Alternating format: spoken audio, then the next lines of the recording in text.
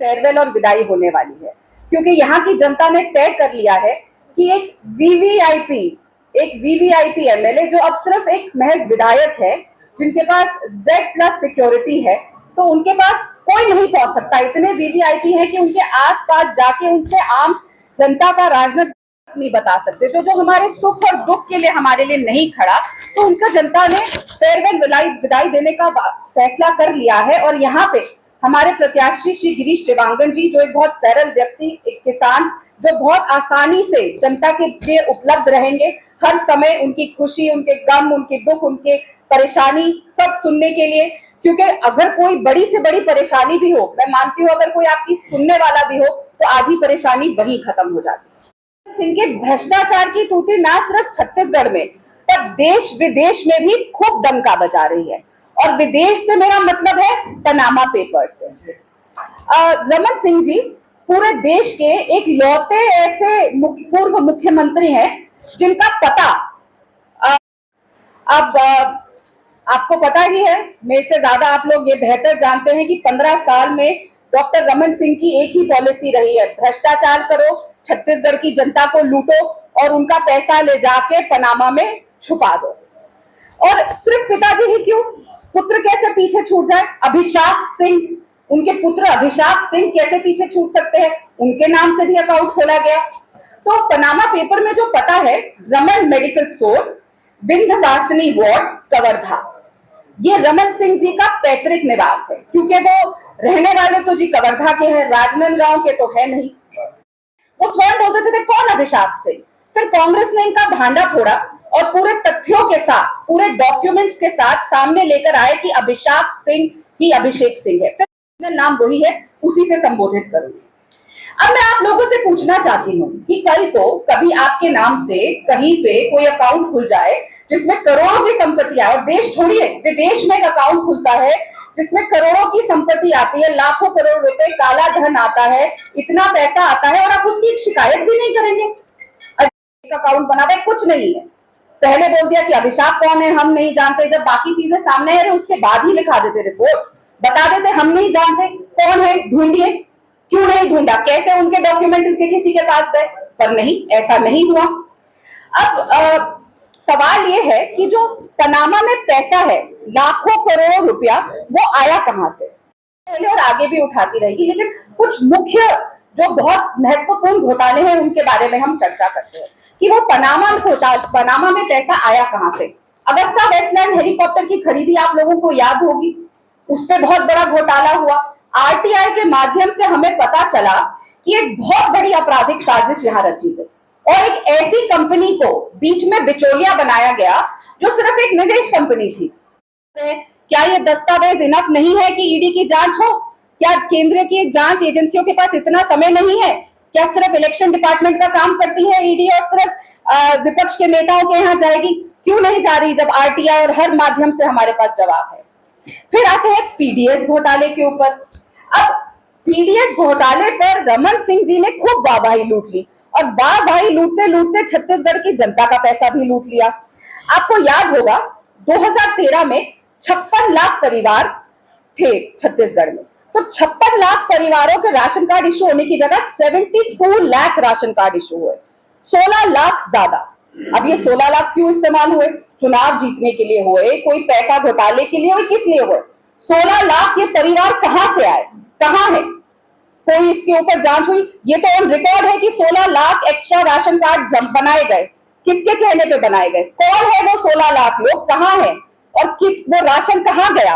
और इसके साथ साथ आप सब जानते हैं कि नान घोटाला बहुत ही बड़ा घोटाला, 36,000 करोड़।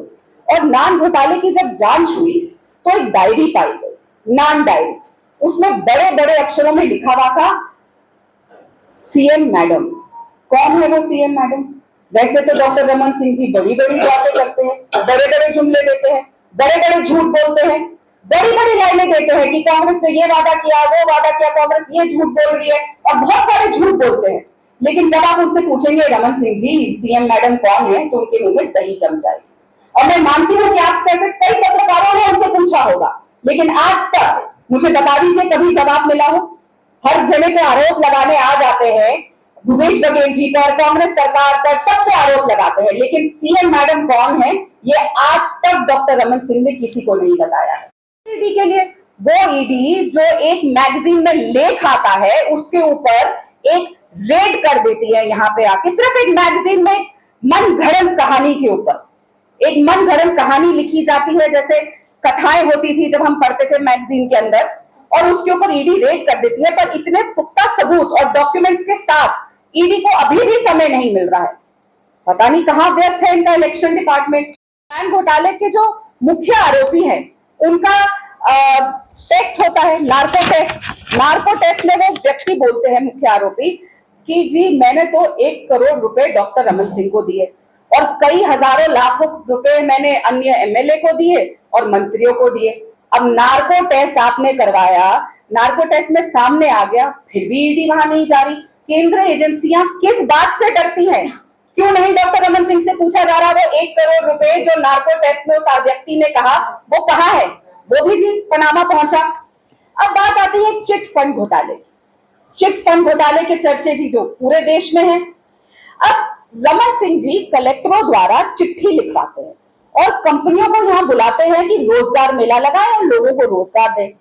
वो कंपनियां आती हैं, मेला लगाती हैं और उन कंपनियों ने पूरे प्रदेश में अलग अलग डिस्ट्रिक्ट में दफ्तर खोले। अब आप सब बहुत अच्छे से जानते हैं कि मोदी जी, भारतीय जनता पार्टी की पुरानी आदत है कि फीता काटना उनको बहुत पसंद है। जहां जाते जी हम फीता काट दे, चाहे वो काम उन्होंने जो भी हो, हर चीज का फीता काटना है। उसी तरीके से मुख्यमंत्री उस समय के doctor Raman Singh, CM madam, Abhishek Singh, अन्य एमएलए, अन्य मंत्री हर जगह फीते काटने पहुंच गए उन दफ्तरों के। और आखिर में क्या हुआ? जो डर था वो कंपनियां जी गायब हो गई और छत्तीसगढ़ के भोले भाले लोगों की गाड़ी कमाई, बचत का पैसा लेके ऐसे फरार हुई और सारा पैसा लेके भाग गई। कोई जांच नहीं करी। तो इससे तो साफ है कि गंगाधर ही शक्तिमान है। पनामा पेपर में अभिषेक और अभिषेक में भी पता चलता है कि गंगाधर ही शक्तिमान है। यहां भी पता चल रहा है कि गंगाधर ही शक्तिमान है। इन्हीं के देख रेख में सारे घोटाले हो रहे हैं और सारा पैसा, इसका मतलब ये सारी कंपनियां डॉक्टर रमन सिंह की ही साथ मिली हुई थी और सारा के सारा पैसा, छत्तीसगढ़ियों का पैसा, यहां से फिर पनामा में गया। एक आपका पनामा ब्रिटिश वर्जिन आइलैंड्स पहुंचा, 2 जगह ऐसा पहुंचा जी, लखनऊ और नागपुर। इसके भी तथ्य सबूत है। उस समय लखनऊ क्यों पहुंचा? क्योंकि उस समय भारतीय जनता पार्टी के मुखिया कौन थे? राजनाथ सिंह जी लखनऊ में, तो एक पैसे का किस्त वहां जाती थी। और नागपुर, वहां से तो हम सब वाकिफ है, आरएसएस का मुख्यालय है, वो मुख्यालय जिसको हमारे देश के तिरंगे से भी नफरत है। हमारे देश का तिरंगा जिन्होंने नहीं लहराया वो छत्तीसगढ़ियों की गाड़ी कमाई का पैसा अपने पास मंगवाते रहे। और चौथा, कहां इस्तेमाल किया गया ये सारा पैसा? ये सारा पैसा लोकतंत्र का चीरहरण करने के लिए इस्तेमाल किया गया। और लोकतंत्र का चीरहरण करना तो जी भारतीय जनता पार्टी का डीएनए है। मोदी जी अधिकतर से हमेशा से सरकारें खरीदते आए हैं, एमएलए खरीदते आए हैं। और उसी तरीके से जब अंतागढ़ का उपचुनाव हुआ था तो 7 करोड़ की रकम से हमारे प्रत्याशी को खरीदा गया था।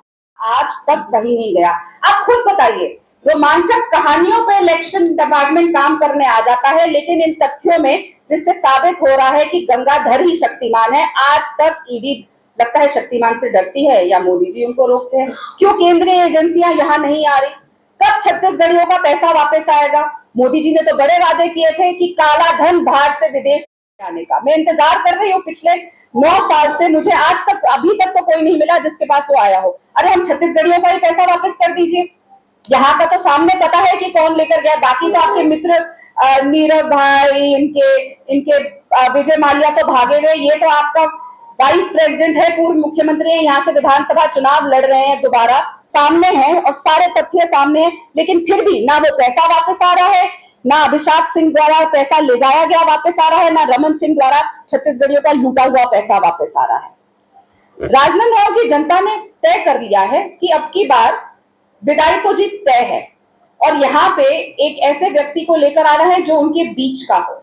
इसीलिए राजनांदगांव की जनता ने एक नारा दिया है, डॉक्टर के राज में बीमार हुई संस्कार धानी। डॉक्टर के राज में बीमार हुई संस्कार धानी, अब खत्म होगी भ्रष्ट बाप बेटे की कहानी। जय हिंद, जय कांग्रेस, जय छत्तीसगढ़। आपके कोई सवाल हो? नहीं किया। राज्य केंद्र की एजेंसी नहीं तो राज्य की इतनी एजेंसियां हैं जी। देखिए, चिट फंड घोटाले में जो हुआ, कांग्रेस सरकार की वजह से बहुत लोगों को पैसा वापस भी मिला। हमने ये काम नहीं किया। रही बात की जांच हमने झपझप कराने की कोशिश करी, ये लोग जाके स्टे ले आते हैं, अदालत से स्टे ले आते हैं, जांच नहीं होने देते। जीवन घाटी तक की जब हम जांच कराने जाते हैं तो उस पर भी स्टे ले आते हैं। केंद्र सरकार, मोदी जी बार बार अपने भ्रष्ट वाइस प्रेसिडेंट, अपने भ्रष्ट पूर्व मुख्यमंत्री को बचाने के लिए, जैसा मैंने कहा कि आरएसएस मुख्यालय में जब पैसे की किस्तें पहुंची हैं, जो पैसा यहाँ से लूट के गया है, तो आरएसएस और मोदी जी खुद बचा रहे हैं। यहाँ से स्टे ले लिया जाता है। और मैं फिर बोलती हूँ, ईडी यहाँ पे बसी हुई है, इतना बसी हुई है कि अपने बच्चों तक की एडमिशन यहाँ करा ली है, ये सुनने में आता है।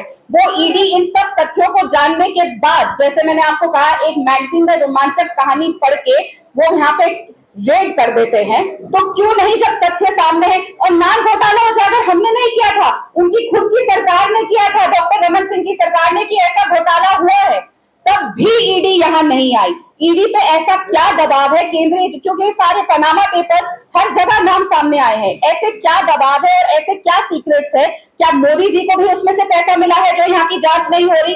समझ रहे हैं कि आरएसएस मुख्यालय में वो पैसा गया है, इसलिए उसकी जांच नहीं करा रहे, लेकिन ये भी जांच का बहुत बड़ा इशू है कि जो पैसा वहां पहुंचा है, क्या ये रीजन है कि यहाँ पे जांच नहीं हो रही? और छत्तीसगढ़ की जनता ने इसीलिए 5 साल पहले इनकी विदाई करी थी, और अभी भी तब भी जांच नहीं कराई गई। ये सारे घोटाले, चिटफंड घोटाला हुआ, मोदी जी उस पर भी चुप्पी साध गए। जो बार बार पे ईडी यहाँ भेजी जाती है, वो ईडी इनके घर क्यों नहीं जा रही? मैं तो आपकी सुनने ही आई हूँ सर। ना झूठ परोसते हैं, ना किसी कागज के बिना बात करते हैं, ना हम मोदी जी की भारतीय जनता पार्टी है, ना हम डॉक्टर रमन सिंह है जो अनाप शनाप अनर्गल बयान देते हैं, और कोई भी चीज झूठी चीजें बोल देते हैं। इतना झूठ बोलते हैं कि वो गीता को, भगवत गीता को भी नहीं बख्शते हैं। और मैं चैलेंज करती हूँ यहाँ पे बैठ के डॉक्टर रमन सिंह को कि एक प्रूफ दिखा दे जो वो हमारे ऊपर इल्जाम लगाते हैं, लेकिन हम यहाँ पे सब प्रूफ लेकर आते हैं। कांग्रेस पार्टी अपने पटल से कोई भी बिना जिम्मेदारी के, बिना आंकड़ों के और बिना सबूत के, अरे जो आदमी अपने आप को पहचानने से मना कर दिया, ये तो आपके सामने है। क्या अभिषेक सिंह ने अपने आप को पहचानने से मना नहीं किया था? क्या अभिषेक सिंह ने ये नहीं कहा था कि मैं अभिषेक को नहीं जानता? फिर कैसे मान लिया कि मैं अभिषेक हूँ? नहीं आते फिगर्स मैं आपको प्रोवाइड करा दूंगी इसके बाद, प्रेस कॉन्फ्रेंस के बाद, जो हमारे पास डेटा है, जो एजेंसी ने सामने लाया, मैं अपने बयान के साथ, मैं आपको बोल रही हूँ, रिस्पॉन्सिबली बोल रही हूँ, आपको पेपर्स के साथ कितने फिगर्स है वो आपको बता दिए जाएंगे, क्योंकि इतने घोटाले हैं।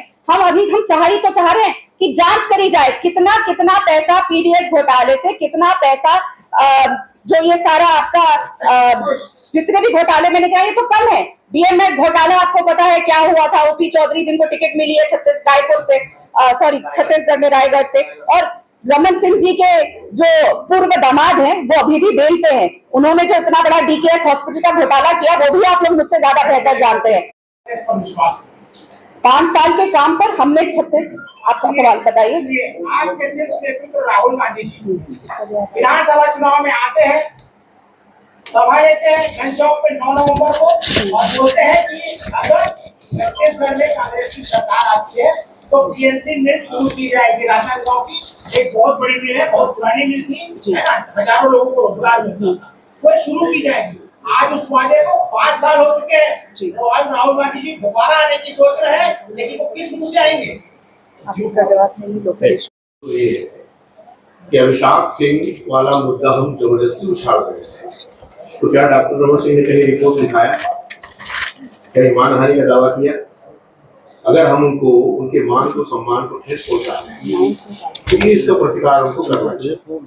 आप पूछ रहे हैं कि राहुल गांधी किस मुंह से आएंगे, तो राहुल गांधी वो मुंह लेके आएंगे जिस मुंह से उन्होंने ये कहा था कि मेरी सरकार बनेगी तो हम 10 दिन के अंदर किसानों का कर्जा माफ करेंगे। और फिर मैं उस पर बीएनसी पे जवाब दे रहा हूँ, बीएनसी पे जवाब दे रहा हूँ, मैं मेरी बात समझिए, बीएनसी पे जवाब दे रहा हूँ। मतलब बीएनसी मिल्स के संबंध में वो जो जमीन है वो एनएमडीसी की है, और उस जमीन को एनएमडीसी पे कह दिया एनटीसी, एनटीपीसी की जमीन है, और उस जमीन के संबंध में छत्तीसगढ़ की सरकार ने कार्रवाई की है। एनटीपीसी के द्वारा उसमें एनओसी अभी तक प्राप्त नहीं हुआ है, इस कारण वो बीएनसी मिल्स चालू नहीं हो सकता है। वाणी में यहाँ से कर देती हूँ, ये मौका आपको जीवन में नहीं मिलेगा, किसी पत्रकार को नहीं मिलेगा कि मोदी जी से सवाल पूछे कि 9 साल पहले जो आपने देश की जनता को वादा किया था कि 2 करोड़ रोजगार मिलेगा, पेट्रोल डीजल के दाम 40 रुपए पे आ जाएंगे, डॉलर रुपया बराबर होगा। सुनिए, 15 लाख रुपए आप सबके, आप मेरी बात सुनिएगा सर, मैं आपको सारे जवाब देंगे, आपको जवाब देंगे। आप पत्रकार है, पत्रकार की तरह धैर्य से सवाल सुनिए, आपके बाद अपना घर बनाएंगे। क्या रमन सिंह ये दावा कर सकते हैं और देश बता सकते हैं कि उनका घर कब बनेगा? आपको पक्का जवाब दूंगी। सबसे पहले तो छत्तीसगढ़ के किसानों को बहुत बहुत गाड़ा बधाई कि उनको एक बार फिर जो कर्जा उनके ऊपर रह गया है उसको माफ करा जाएगा। अब हम थोड़ा सा पीछे जाते हैं, मुझे 1 मिनट का समय दीजिएगा। 5 साल पहले जब हमें ये सरकार मिली थी और उससे पहले सरकार बनने से पहले हमने वादा किया था कि 10 दिन में किसानों का कर्ज माफ किया जाएगा। जब भूपेश बघेल जी ने ओथ लिया, उसके महज कुछ घंटों में, वादा 10 दिन का था, महज कुछ घंटों में 17 लाख करीब किसानों का हमने करीबन 9,500 करोड़ कर्जा माफ किया। आज जो कर्जा के आंकड़े हैं 6,500 करोड़ के आसपास है लगभग। और आज ये देखिए 17 लाख के करीब आधिकारिक किसान थे उस समय। आज यहाँ पे कितने किसान खेती कर रहे हैं? आज ऑन रिकॉर्ड 24 लाख से अधिक किसान खेती कर रहे हैं। सबसे बड़ा अचीवमेंट ये कि किसानी बढ़ी। दूसरा, पलायन घटा और जो लोग भाग चले जाते थे मजदूरी करने खेतों में, वो वापस आके यहाँ किसानी कर रहे हैं। तीसरा, जो लेबरर्स थे वो आज खेती कर रहे हैं। रकबा बड़ा है खेती का छत्तीसगढ़ में। अगर कर्जा 9,500 से 6,500 करोड़ पे आया है तो आप ये देखिए कि हमारे किसान कितने आगे जा रहे हैं, क्योंकि उनको कर्जा लेने की जरूरत नहीं पड़ी। क्यों? क्योंकि हमारी सरकार ने जो इंस्टॉलमेंट्स दी राजीव गांधी न्याय योजना के हिसाब से, देखिए 4 इंस्टॉलमेंट जाती है। एक मई में जाती है जब किसान अपनी खेती की तैयारी कर रहा होता है, अगस्त में जब वो अपना बीज बोने लगता है, दिवाली और त्योहारों के समय जब सबसे ज्यादा आपको घर में परिवार में त्योहार होते हैं आप कर्जा लेते हैं, फिर मार्च में जब घर परिवार में शादियों का माहौल होता है, तो उस समय जब अधिकतर किसान कर्जा लेते थे उस समय उनको राजीव गांधी न्याय योजना के माध्यम से अपनी इंस्टॉलमेंट मिलती है। और ये वही राजीव गांधी न्याय योजना है जो भूपेश बघेल जी की सरकार लेकर आई, क्योंकि केंद्र की सरकार और पीयूष गोयल जी ने ऑन रिकॉर्ड कहा था कि आप अधिक एमएसपी दे रहे हैं अपने किसानों को तो हम यहाँ का चावल नहीं खरीदेंगे।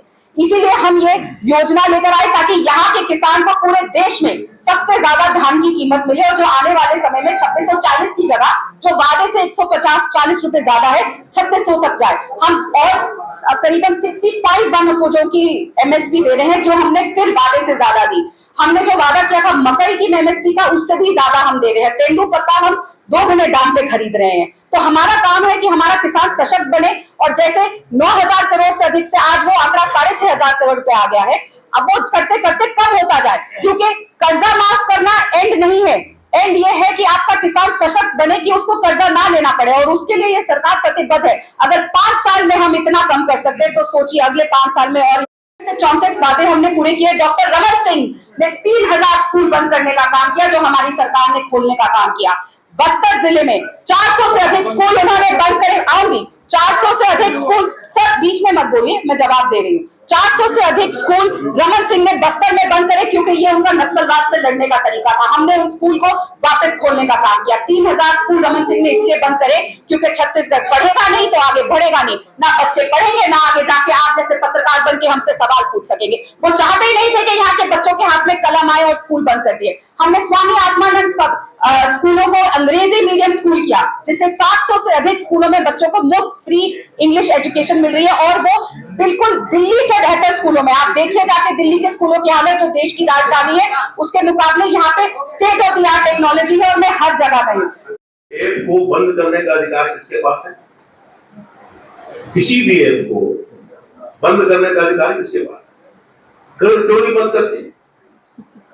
उसके जो सरगना है सौरभ संग्राकर और उसका सरगना है जने और क्या नाम है, हाँ वो दोनों वहां रहते हैं दुबई में। उसको पकड़ने का काम किसका है? अच्छा अभी एक व्यक्ति मुंबई में पकड़ा है, राजस्थान की पुलिस ने पकड़ा। आदमी मध्य प्रदेश का था। आदमी कहाँ का था? मध्य प्रदेश की सरकार किसकी है? किसकी सरकार है? तो भारतीय जनता पार्टी की सरकार के नाक के तले वो सरगना रहता है। उसको राजस्थान के पुलिस ने पकड़ा बंबई में। तो आपको ये बात समझ में आ जानी चाहिए कि दरअसल में बीमारी कहाँ है और इलाज कहाँ है। तो दरअसल में भारतीय जनता पार्टी हर विषय में, देखिए आज तो पीसी बड़ा लंबा हो गया है ना, मगर अभी एक पीसी हम और करेंगे 1-2 दिन बाद।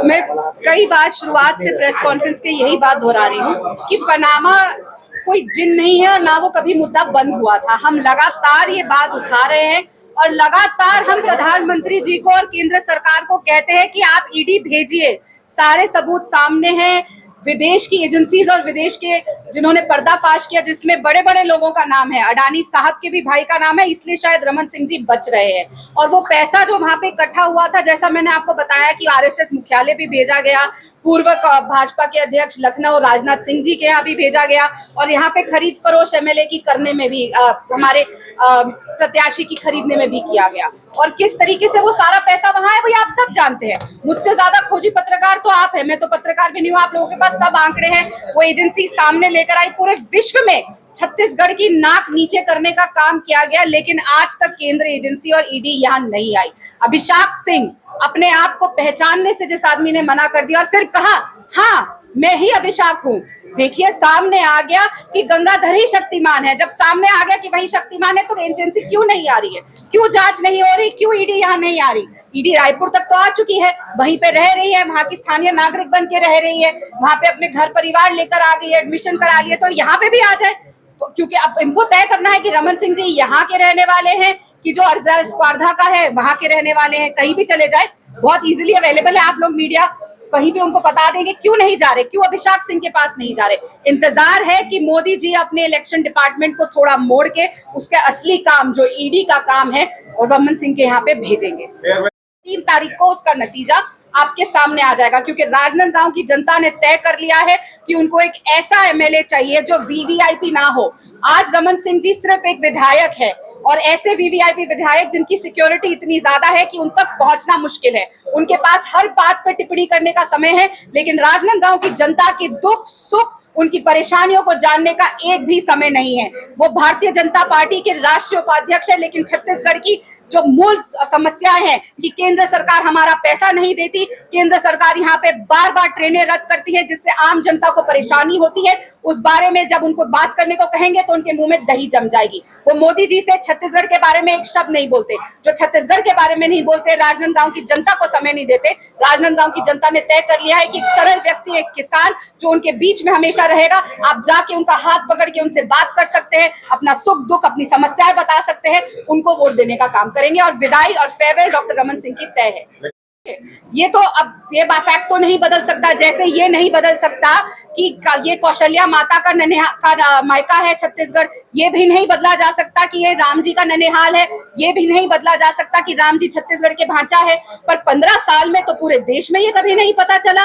क्या कौशल्या माता जी के मंदिर में एक ईंट नहीं रखी गई? क्या किसी को पता चला राम वन गमन पथ कि सबसे ज्यादा समय प्रभु श्री राम ने अपने जब उनको वनवास के लिए भेजा गया छत्तीसगढ़ में बिताया? किसी को नहीं पता था, पर ये 5 साल में पता चला। छत्तीसगढ़ महतारी की फोटो तक भारतीय जनता पार्टी ने अपने ऑफिस में नहीं लगाई, वो तो शुरू से थी। क्या ये सच बदल गया? बस किसी को नहीं पता चला। ये 5 साल में छत्तीसगढ़ियों को, सबको, क्या पूरे देश को पता चला? छत्तीसगढ़ी जानते थे सब ये बात। उसी तरीके से यहाँ के लोग ये जानते हैं। रमन सिंह जी जो भी कहे कि नहीं जानते, पर रमन सिंह जी, मैं उनको ये बता दूं आपके माध्यम से कि राजनांदगांव की जनता ये जानती है कि आज भी आप किराए के मकान में रहते हैं, आज भी आपका परमानेंट एड्रेस स्पर्धा है, आज भी आपने यहाँ पे घर नहीं खरीदा है, और आज भी 3 बार आपको विधायक चुनने के बाद भी आप राजनांदगांव की जनता को अपना नहीं समझते। ना वो आपका हाथ पकड़ सकती है, ना आपके साथ खड़ी हो सकती है। कितनी बार आए डॉक्टर रमन सिंह जी, आप जानते हैं?